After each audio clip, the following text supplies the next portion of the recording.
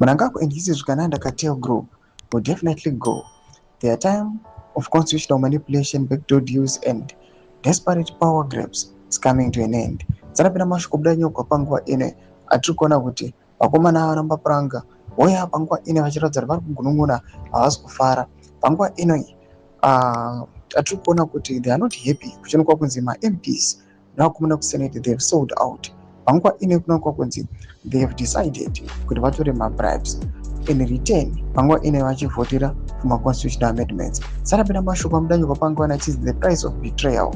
Panguva ino ndoti subscribe or like out on the bell icon tipinda panguva ino paendo yamapuranga mudanyira chiti the people see it, the veterans see it, history is already recording it.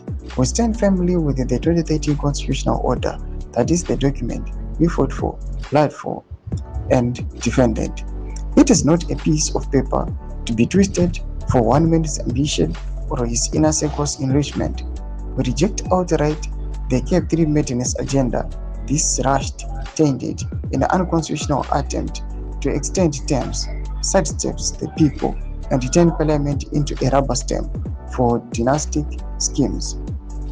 That madness has no place in a sovereign republic.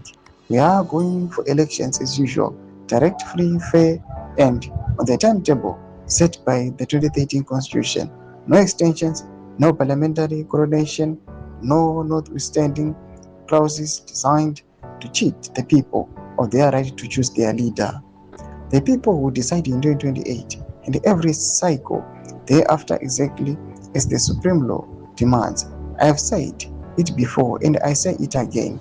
Power is temporary, the constitution is permanent. Any attempt to place one man or one cartel above the people's will is not reform. It is treason against the very order we sacrificed to establish. Doma developments are kubuda panguva ine. Recommend section medu za fungura so subscribe or like, on the bell icon.